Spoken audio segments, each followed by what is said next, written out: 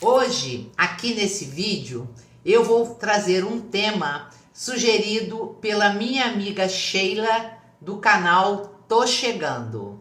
Muito obrigada, amiga querida. Nós vamos conversar nesse vídeo sobre ansiedade. Bom, para conversarmos sobre ansiedade, precisamos entender o conceito de ansiedade. O conceito de ansiedade está muito ligado ao conceito de medo. Só que medo é um sentimento do agora, do hoje. Eu tenho uma arma apontada para mim, eu tenho medo.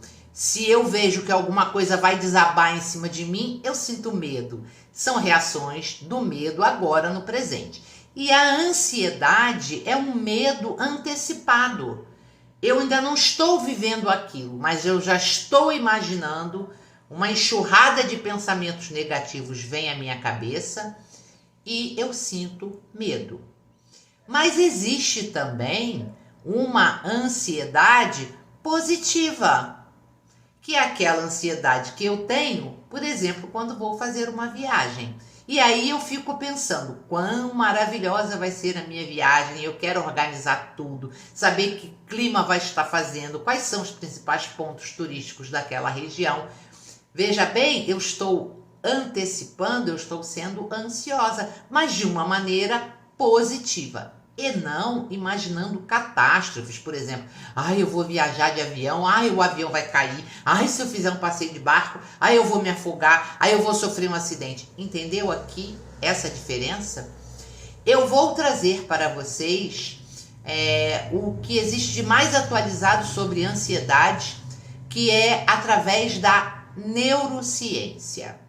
Bom, e para falar desses conceitos da neurociência, eu vou mostrar para vocês como que a neurociência trabalha, como que ela faz seus estudos e suas pesquisas. Eu acho bastante interessante falarmos sobre isso para você ver o quão bom e baseado em dados de fato são esses estudos, ok? A neurociência é uma ciência relativamente antiga, ou muito antiga, vamos dizer assim. É data de ano 5 a.C., mas passou por muitas fases, muitas etapas. É lógico que hoje a neurociência tem uma tecnologia de ponta e com isso os resultados das pesquisas são muito mais próximos à verdade. Então eu quero que você agora fique com esse videozinho mostrando como que a neurociência faz o seu trabalho de pesquisa sobre comportamentos, emoções e sem contar sobre doenças também, mas aqui eu estou focando sobre comportamentos e emoções. Assista esse videozinho e eu volto já já com vocês. Beijos! A neurociência é a ciência que estuda o cérebro, a medula e as terminações nervosas. E ainda estuda os comportamentos, as emoções, a cognição, o aprendizado, a anatomia e a fisiologia do cérebro.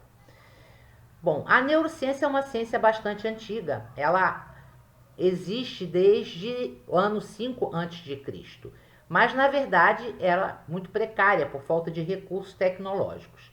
Então, a partir da Primeira e Segunda Guerra Mundial e dos avanços tecnológicos, a neurociência deu um salto muito grande, principalmente a partir da ressonância magnética, nos anos entre 1975 e 1980.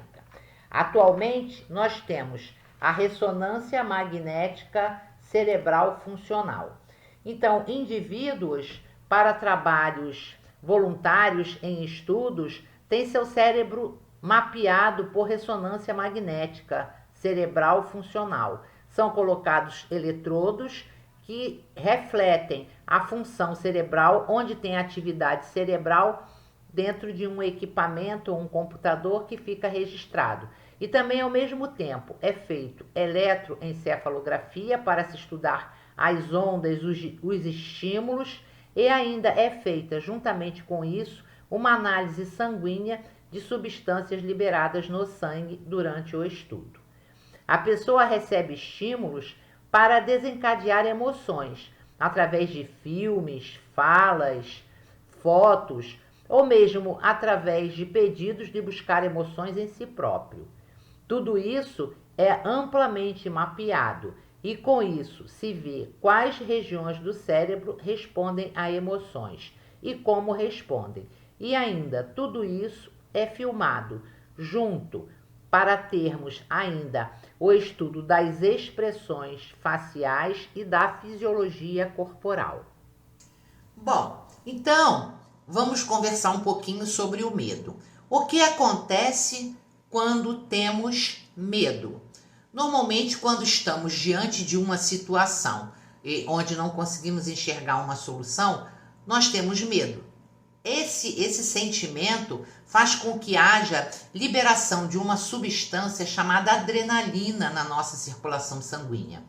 E a adrenalina nos dá a taquicardia, boca seca, suor nas mãos, dor no estômago, diarreia, tremores. Esses aí são sintomas ocasionados pela liberação da adrenalina, de acordo com o medo. O medo fala o que pra gente? É lutar ou fugir. Então, o medo nos prepara através da adrenalina para essa situação de fuga ou luta. Então, o coração bate mais rápido, você começa a suar nas mãos, você começa a ter dor no estômago, uma dor abdominal, uma diarreia, enfim, você tenha realmente um mal-estar que é ocasionado pelo medo, tá? Tá aí explicado por que a gente tem esses transtornos todo quando sente medo. Já a ansiedade é um medo antecipado, é um medo do que ainda não aconteceu. Então, por que isso nos acontece? Bom, nós temos uma situação, vamos citar a mesma situação que vamos fazer uma viagem, ou temos qualquer evento no futuro, semana que vem ou daqui a outra semana eu vou viajar, ou às vezes eu vou a uma reunião de amigos. Bem, se eu estou com a minha ansiedade dentro do patamar normal, eu vou imaginar 1000 coisas boas acontecendo. Posso imaginar uma ou outra coisinha desagradável, mas eu espanto logo aquilo da minha cabeça e já vou pensar só coisas boas a respeito daquilo. Essa é o que a gente chama da ansiedade normal que todo ser humano tem.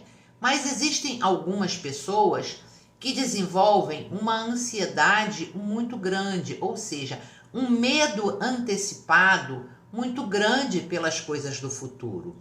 Então a pessoa, quando imagina que vai fazer uma viagem, ela imagina o avião caindo. São só pensamentos negativos e que despertam nela o medo. O sentimento do medo vai causar nela todos esses transtornos que eu falei aqui. Sudorese nas extremidades, o coração dispara, que é a taquicardia, tremor, dor no estômago, diarreia, sensação de desfalecimento, enfim, é uma série de sintomas realmente muito desagradáveis de serem sentidos. E eles são ocasionados pelo medo que ocasiona a descarga de adrenalina, tá certo? Então, como é que nós vamos tratar isso aqui? Bem, primeiro nós temos que avaliar o tamanho dessa ansiedade. É uma ansiedade muito grande. Tudo que eu tenho que fazer, até o fato de eu ir no supermercado, eu começo a imaginar que pode ser saqueado, que eu posso ser assaltada, enfim. A pessoa que vive dessa forma acaba desencadeando a síndrome do pânico. Por isso que é muito importante estar atento aos seus níveis de ansiedade.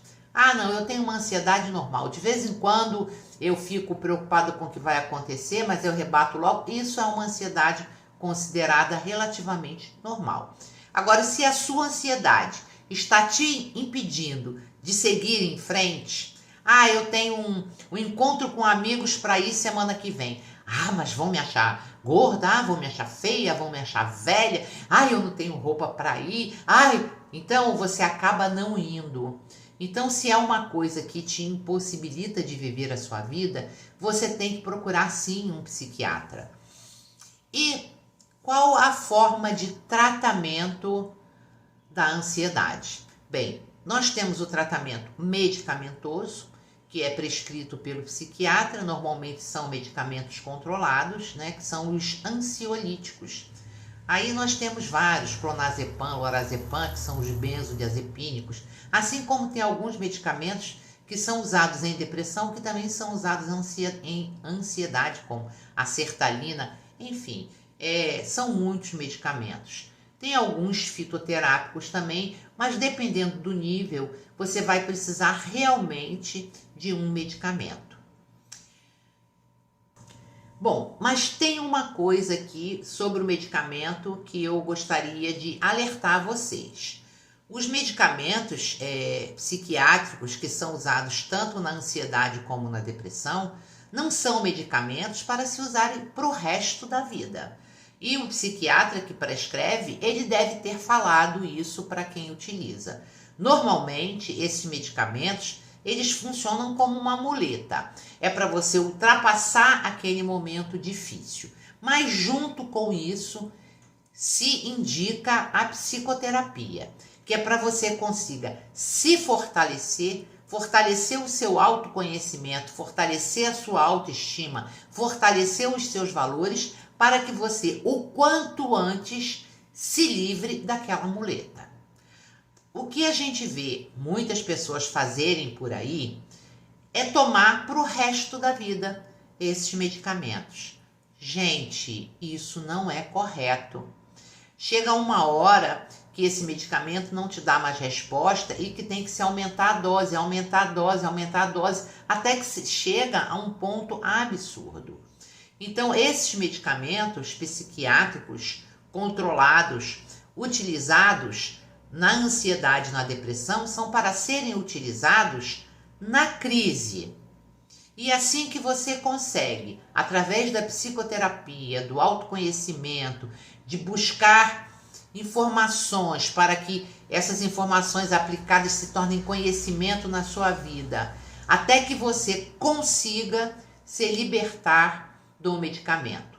Não estou falando para você largar todos os seus medicamentos agora, preste bem atenção. Até porque os medicamentos, na grande maioria das vezes, eles são diminuídos gradativamente.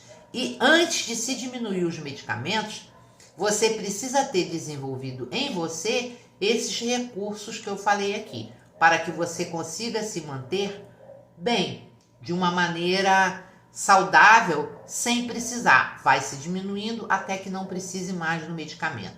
Muitas pessoas conseguem, através das ferramentas da programação neurolinguística, do autoconhecimento, da física quântica, fortalecer os seus valores, o seu autoconhecimento, a sua autoestima e se libertar da dependência desses medicamentos. Nos tempos atuais, tem se indicado muito uma técnica nova para o tratamento da ansiedade, chamada Mindfulness, que traduzido do inglês para o português significa atenção plena, ou seja, é vivenciar o presente, estar no momento presente. E isso se consegue através de várias técnicas, técnica de respiração, técnica de atenção, e existem exercícios para isso. E no próximo vídeo, como esse assunto é um assunto muito interessante, eu vou trazer para vocês. Mas para esse vídeo não ficar muito longo, eu vou trazer semana que vem um vídeo inteiro falando só sobre Mindfulness, que tem sido ultimamente, modernamente, um dos tratamentos mais indicados para o tratamento da ansiedade e até da depressão também. Então, vou trazer isso detalhadamente, ensinando para vocês algumas das técnicas para se conquistar isso aí, atenção plena no presente. Beijos para vocês, amo vocês. Muito obrigada.